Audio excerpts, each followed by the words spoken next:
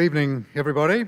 First of all, we'll acknowledge the traditional custodians of the land on which we live, work and play, pay our respects to Darkinjung country and elders past and present.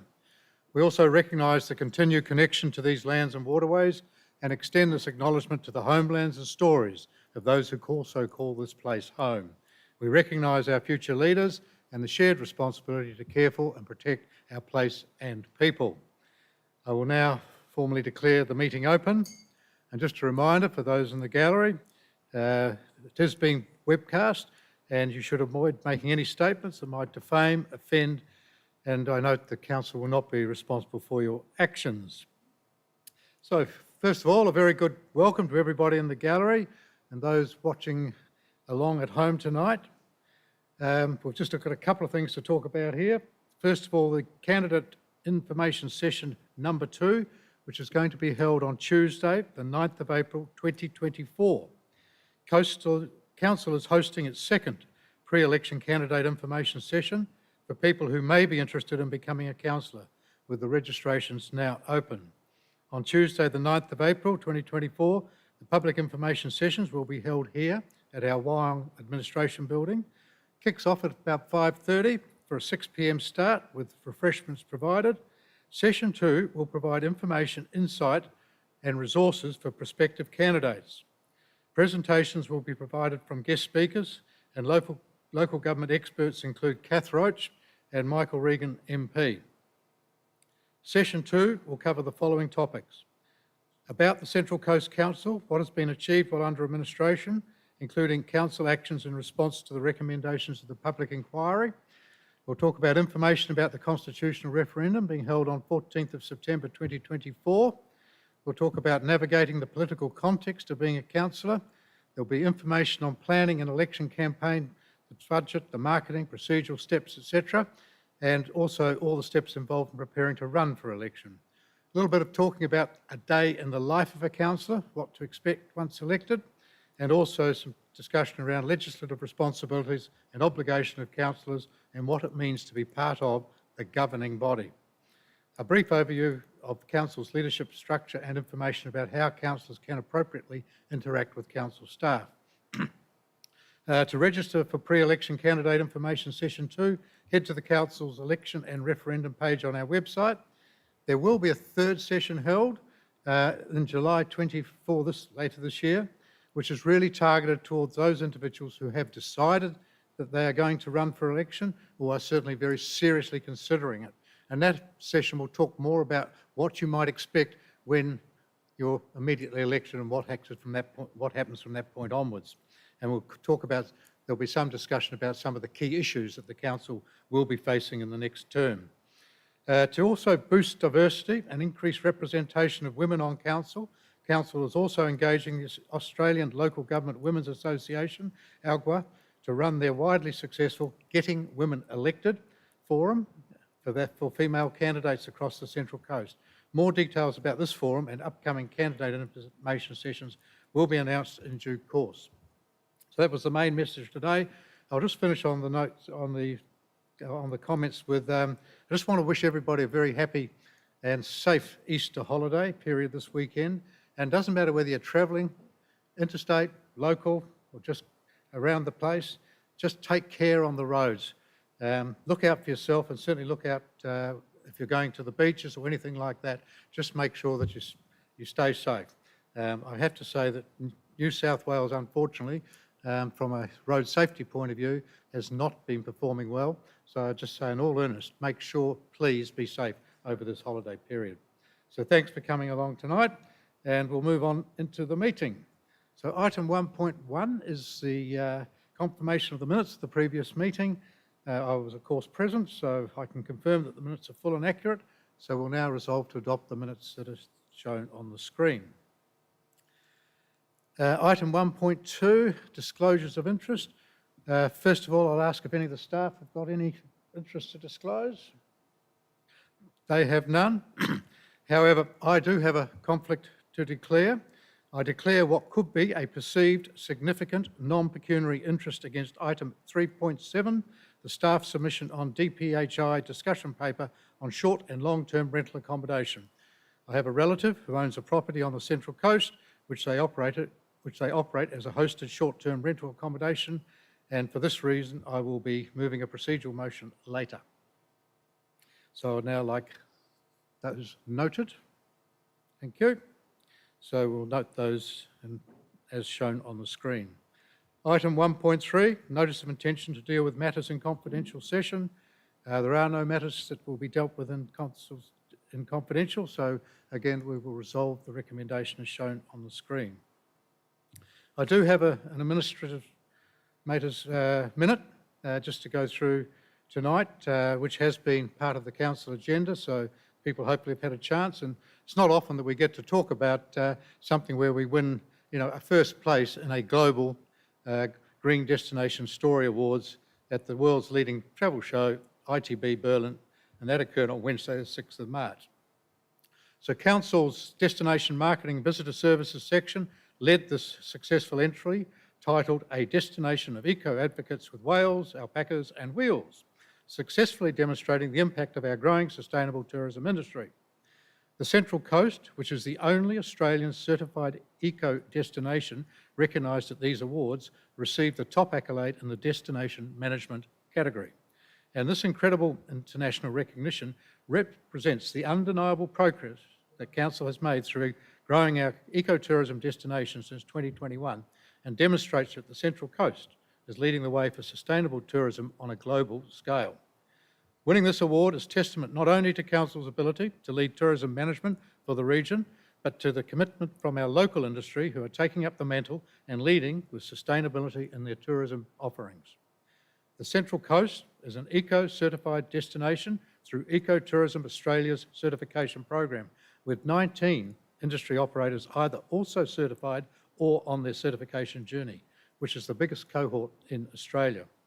The Central Coast is quickly becoming a mecca for ecotourism thanks to these efforts, which showcased our pristine beaches, lush national parks, thriving green hinterlands, rivers, estuaries and coastal scenery. Council's support and investment in the tourism sector on the Central Coast is also being reflected in visitor numbers, which has positive flow-on effects for local businesses and the local economy. For the year ending June 23 and compared to June 22, total domestic visitor numbers increased by 52.3%, with basically nearly 6 million domestic visitors to the Central Coast. I just wish to sincerely congratulate everyone involved in helping to achieve this outstanding global award and growing the visitor economy. We're now going to play a very short video that was actually played at the International Awards in Berlin.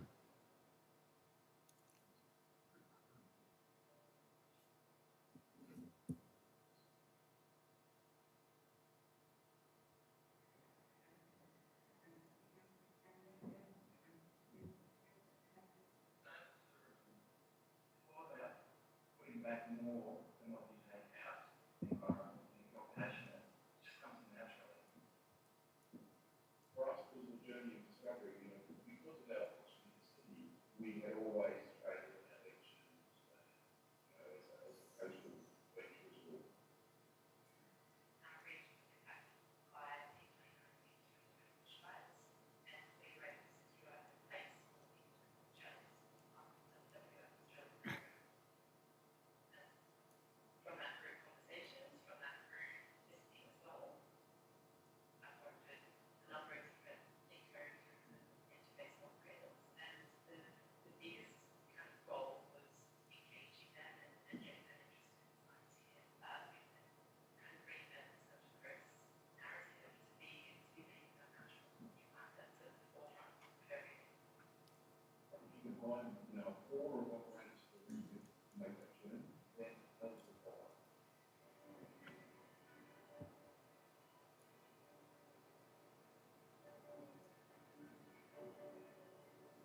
You put the environment first, everything plays on that. This collaboration is pretty high process of them, so everyone in the business and the local residents a sense of belonging and a sense of being able to contribute to the region. You have that. Get to meet wonderful people from the visit our farm, see what sustainable farming is all about. My first has been exploring the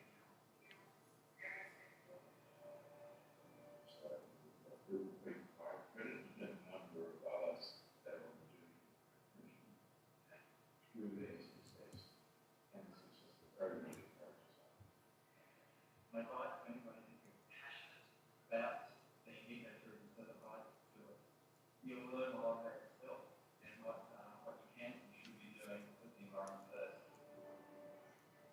I'm surprised the software boarding courses never felt like an audit of our business and the process was a collaboration. Patch or something that we just put on the things. We want to live this way throughout the years and that's to grow out. We work each year on the top of the practice story, what's happening. This journey we're on and our story. I'd like to continue with the collaborative aspect. Program as well with the Australia, the great destination, very much success of program partnerships. I think driving a strong advocacy is critical. So there's extraordinary stories that are offered in this area, and I don't think we've been able to scratch the surface of the offering. And we travel to some coast, it's a stunning part of the world, and what makes me excited is I get to contribute to the future of this fantastic place.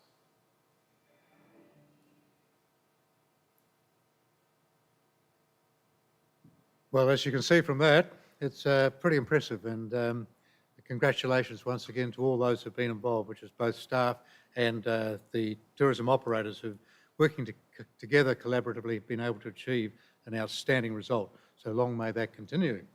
We'll move on, and we're now to item 3.1, and I guess 3.2 are going to be considered together, which are the monthly financial report for February 24 and the investment report for 24. I think Ms. Rakamallara is going to be talking to that. Thank you, Mr. Administrator. Council has an adopted end-of-year surplus of $8.3 million and, as income and expenditure do not occur evenly throughout the year, plan to be in a small year-to-date deficit of $2.3 million. In reviewing where we landed, Council performed favourably against the year-to-date budget, achieving a positive variance of $35 million, with some of this variance relating to timing differences only. Of this variance, $20.4 million relates to income received being better than anticipated. These higher income levels will be reviewed as part of the upcoming March quarterly review and, if anticipated to be sustained, will be adjusted accordingly. The variance includes interest earned on Council's investments being favourable by $5 million and income from fees and charges being $4 million better than budget. Both these income streams are influenced by the wider economic environment, and caution needs to be exercised when predicting these income levels. It is further noted that built in Council's full year budget is $23 million to be received for the financial assistance grant. Receipt of this money is dependent on the 24-25 entitlement being prepaid this financial year. At this stage, it is unknown whether this payment will occur. Operating expenses are $14.7 million under what was expected. The delivery of actions identified in Council's operational plan over the remaining months of the financial year and the associated budgets will also be reviewed as part of the March review. Progress on capital works continued during February, with $132 million being spent against a year-to-date estimate of $139 million, showing that we are substantially on track in delivering an expansive CapEx program. As you can see from the investment report, as at 29 February 2024, Council held $762.4 million in cash and investments. A total of $445.7 million was held in the Consolidated General Fund, with the remaining $316.7 million held in the water, sewer and domestic waste funds. The investment portfolio attracted rates as high as 6.4%. The weighted average yield was 4.66%, performing favourably against the bank bill swap rate benchmark of 4.3% and therefore generating the significant returns highlighted earlier.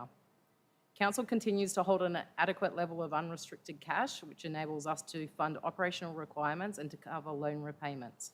At the end of February, an adequate level of unrestricted cash continued to be held in the General Fund, and after offsetting the drainage unrestricted amounts, there was $66 million available.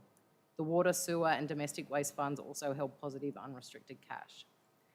After extinguishing one of the emergency loans in December 2023, Council has now commenced setting aside funds to enable extinguishment of the remaining emergency loan in November 2025, restricting $1.4 million each month for this purpose. As at the end of February, Council continued to perform strongly against industry benchmarks. Council performed favourably against all operating performance and liquidity ratios and is tracking well to meet the assets renewals ratio. The results indicate that Council continues to operate prudently and to maintain financial sustainability and deliver a small surplus. Thank you. Thank you. Not a lot to add to that because quite clearly the organisation's doing pretty well. So the headline numbers are always, what is the surplus? How much of it's left over after we've had income and expenditure? And that's showing a pretty healthy number at 32.8 million at this point in time. I'll have a small wager on that I believe that the forecasted outturn at the end of, or surplus at the end of Q2 of $8 million thereabouts, I'll put a small wager that it will be quite a bit greater than that, Mr. Farmer. Anyway, I guess we'll remain to be seen. There are some offsets still to come through. There may be one or two write-offs that yet have to occur. And there is also some thought about the fact that whilst we budgeted on the 20-odd million dollars coming through from financial grants from the Commonwealth, there is a chance, because they kind of choose their own way, which is very problematic for all councils, because you actually don't know whether you've got it or whether you're not going to get it, and we won't actually know that until we get it. But at the moment, as Ms Rakamallara said, having that strong surplus does allow us at this point in time to cover that off should that money not come in at the end of the financial year. So with that, I'm happy to move both those reports and move the recommendations as shown on the screen.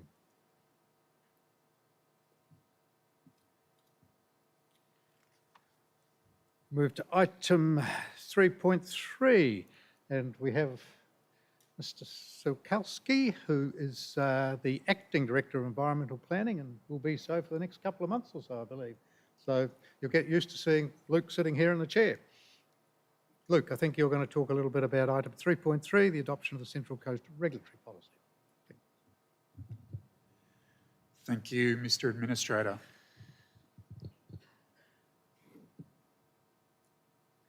Okay. Council's regulatory policy requires update and review to provide a consistent, strategic and prioritised delivery of Council's regulatory functions across the Central Coast. We are seeking to strategically prioritise our fixed regulatory resources in such a way that provides the greatest benefits to our community through outcomes that benefit community safety and environmental protection, as well as other relevant community expectations. Council resolved to place the draft policy on exhibition in November 2023. Exhibition commenced a month later on 7 December 2023 and remained open for 2 months till 7 February 2024. No submissions were received on the proposed policy. There have been no substantive changes to the exhibition draft other than some formatting changes and references for new state government departments, new naming conventions for state government departments to accommodate the name changes. As identified in the November 2023 Council meeting and in the exhibition material, the proposed new policy also sought to revoke a number of other existing Council policies. The recommendation to adopt the Central Coast Regulatory Policy also seeks to revoke these policies. The exception is the watercraft storage on public land policy, which is proposed to be retained and updated. Following Council's adoption of the new policy, staff would then formally include the policy on the register and publish on Council's website, implement the policy and integrate with business practices, revoke and update the aforementioned policies and then progressively roll out further information relating to the new policy.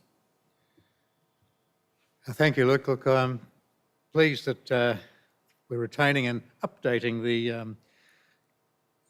the Council's watercraft storage on public land policy. It's a fairly contentious thing, I might add, and any of these council areas that are close to waterways of some nature, it becomes quite contentious, and I'm pleased to see that we are updating and going to hopefully make that something that is acceptable to all. With that, obviously I'm happy to move and adopt the resolutions that are displayed on the screen to revoke the aforementioned policies and replace with the one new Central Coast Regulatory Policy. We'll move to item 3.4, which is outcomes of public exhibition and finalisation of the planning proposal and planning agreement at the Narara Eco Village. And again, Luke, you're in the chair again. How do we talk about this? Thank you, Mr. Administrator.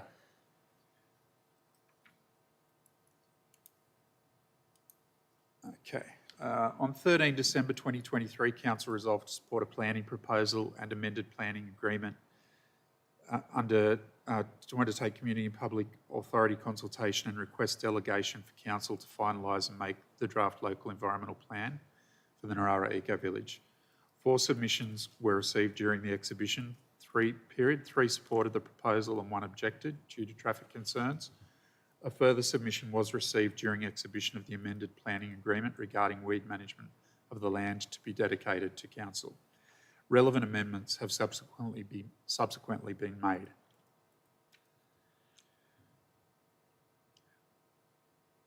Amendments have included permitted use of attached dwellings, more specific description of appropriate commercial premises, findings of the strategic bushfire study.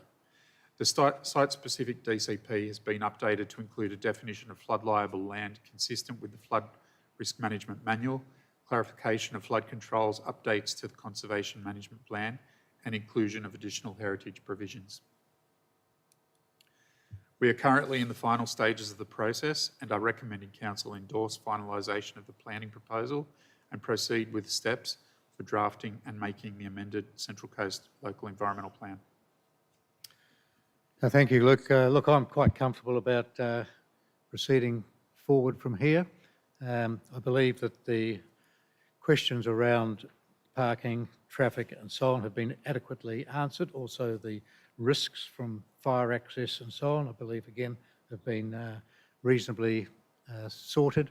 So with those, and the fact that it's actually little more than what was in the very original DA that was approved, it's some changes in terminology, from cluster housing and so on.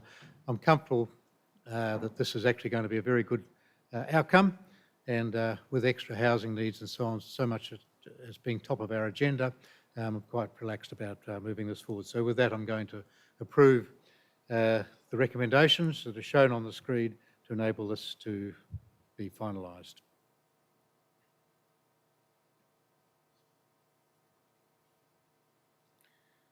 Item 3.5, it's Luke again. I have to tell you, unfortunately, the area you've taken over just does have a lot of activity happening, so you might as well get used to it. Thank you, Mr. Administrator. And this is to talk about the request to prepare a planning proposal relating to 310 Terrigal Drive, Terrigal.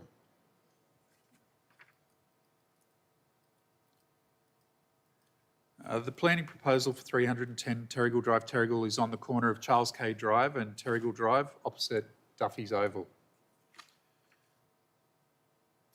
The proposal seeks to increase building height from 8.5 metres to 25 metres, to increase floor space ratios from 0.5 to 1 to 1.3 to 1, and to enable a retail premise limited to 150 square metres. We're still relatively early in the rezoning process where Council is being asked to consider approving preparation of the proposal for DPE gateway determination.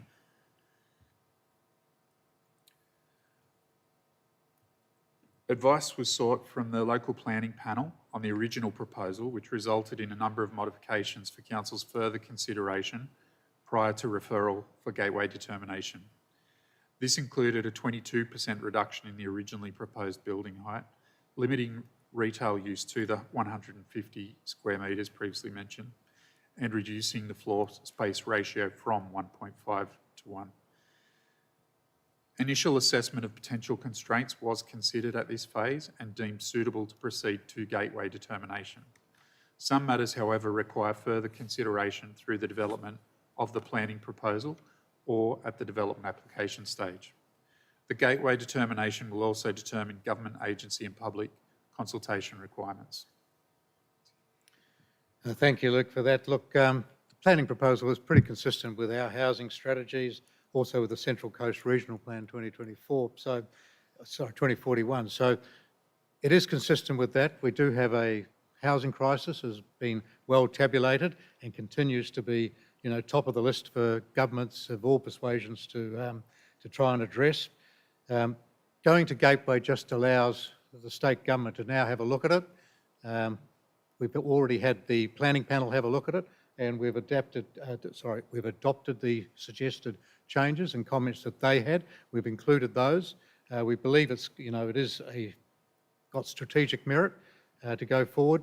So I'm comfortable that we move it forward to the next thing, to the next stage, which is going through the state. So the state agency will have their chance to look at it from an infrastructure point of view, which will also no doubt include, given there's major state roads there, will have their views about that. So some of the concerns that have been raised will be looked at once and if it goes through that process. Then of course there needs to be DAs, and all the substantive questions then will get asked about access, how things are dealt with from an environmental point of view, and also how we deal with all the traffic and so on. But at the moment, the internal reports are showing that they're not of major concern and that they can be addressed through that process. But I re-emphasise, this goes through the Gateway. It still will be coming back to Council later on the assumption that it does pass the Gateway. So with that, I'm happy to approve the recommendations there and see how we go. Oh, I must have skipped over, did I skip over 3.6? I did. Oh, 3.5, sorry. Yeah, sorry, we're on to 3.6, yeah. I just saw Luke's name again, I thought, oh no. Anyway, we'll move to item 3.6, which is the adoption of the Privacy Management Plan Policy and Data Breach Policy, because I know Ms Rakamallara was very keen to speak, so here's your opportunity. Some might remember that at the December Council meeting, Council resolved to place the draft Privacy Management Plan Policy and Data Breach Policy on public exhibition for 28 days and invite submissions.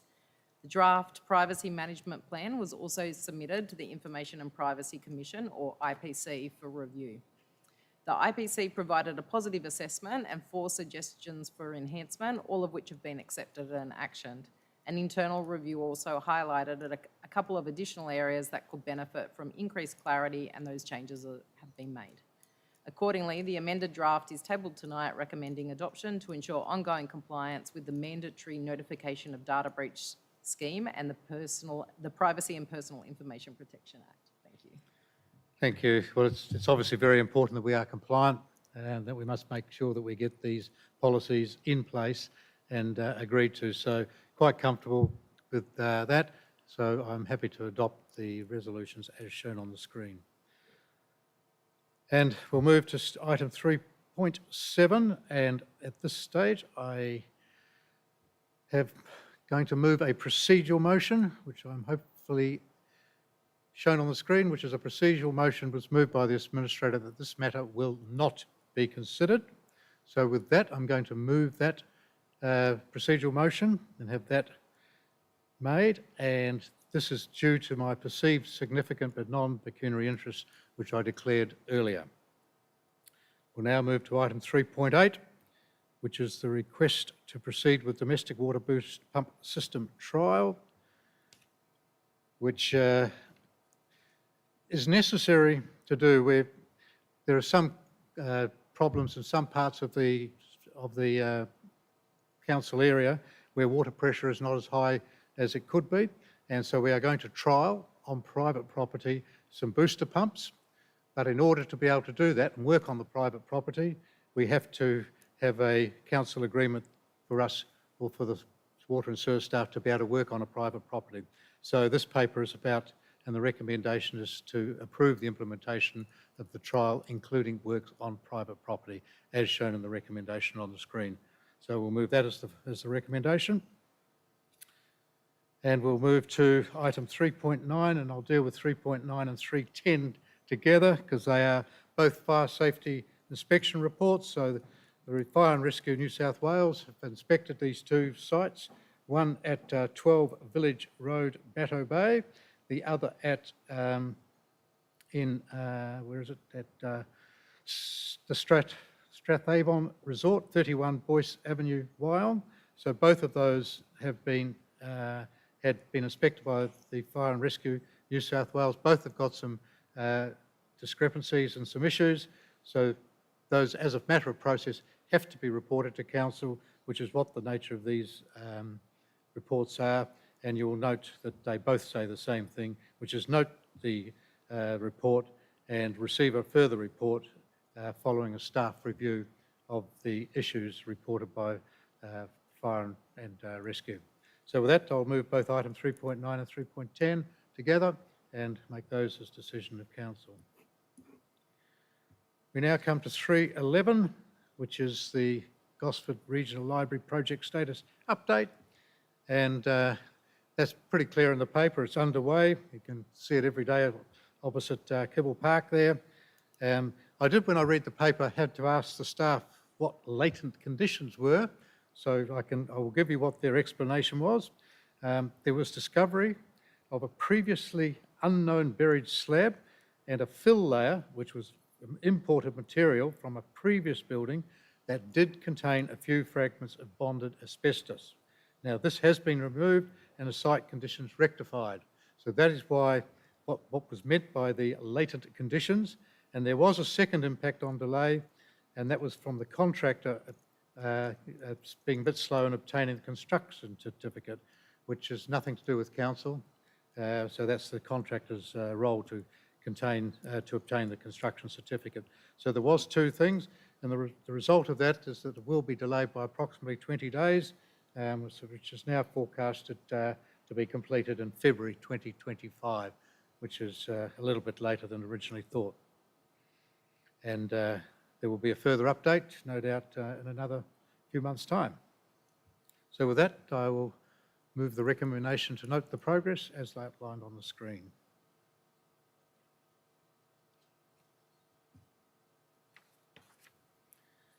We now move to item 3.12, which is quite an exciting report, really, and I'm going to ask Ms. Smith to actually talk to that one because it's all pretty good news. And our Administrator's minute, I guess, was the ice cream on top of all of that.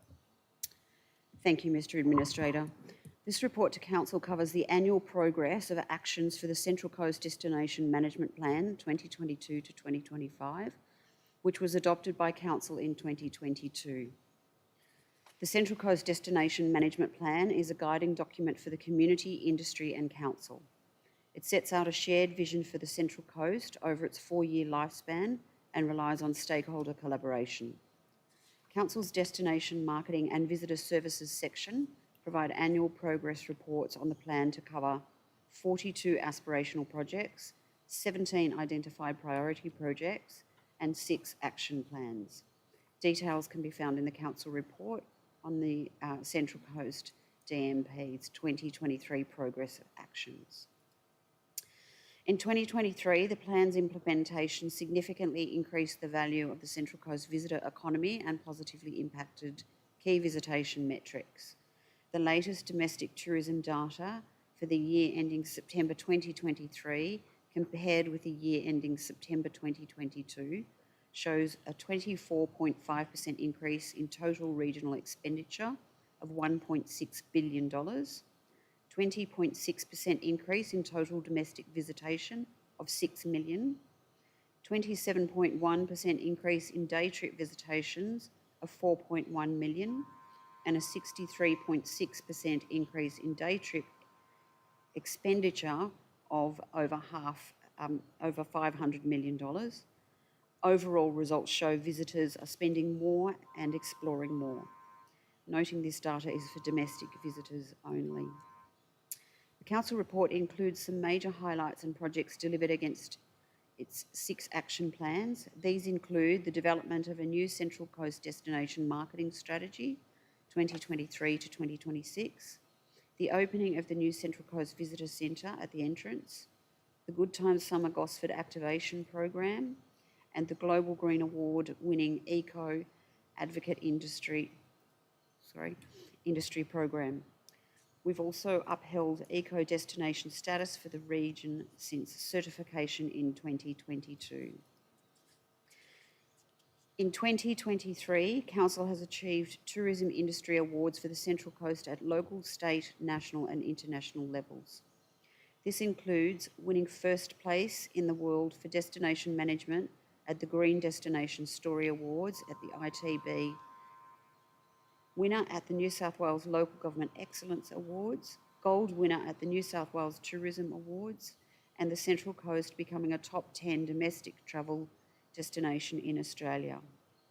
Council's Destination Marketing and Visitor Services section are succeeding as the local tourism organisation for the Central Coast. As the local visitor economy has shown significant growth in 2023, it will continue to gain momentum as Council supports the implementation of the Central Coast Destination Management Plan through to 2025. Thank you, Mr. Administrator. Thank you, Ms Smith. I'm certainly not going to repeat all those statistics or the statistics that are in the paper because they're too numerous to do so. But I think the message is pretty clear. One, tourism is a major source of funds for our economy. And two, we're doing pretty well at the present point of time, as judged by that final slide there of all the awards and so on. So it's not just us saying so, our peers and other external agencies, I will now say, around the world are actually recognise what's going on and are in fact attesting to the fact that we're actually doing very well here. So again, hopefully, I think there's another report in another 12 months' time, is it? So I'll be gone by then. Some of you might cheer, but nonetheless, I will be gone. Thank you. And I hope to see that still continues. Anyway, with that, happy to obviously receive the report and note that there'll be a further one in 12 months' time. We'll now move on to the final paper for tonight, which is the Community Support Grant Program, item 3.13.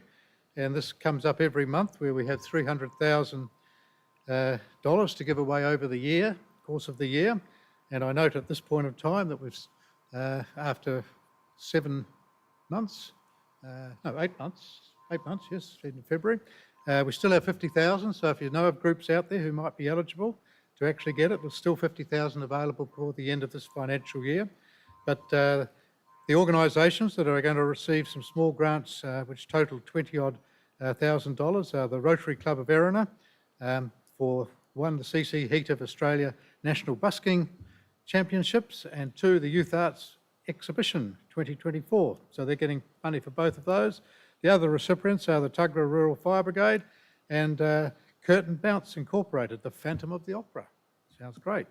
Anyway, and the Terrigal Surf Life Saving Club for the Ocean Swim, annual Ocean Swim. So with those, I'm happy to pass those and let those go forward and pass those recommendations as shown on the screen. And that brings us to the close of tonight's meeting at 7:09, and I believe there was a coffee and some small cake, biscuits and stuff available up the back. So I'll see you up there. So thank you for coming along tonight and sitting patiently through it.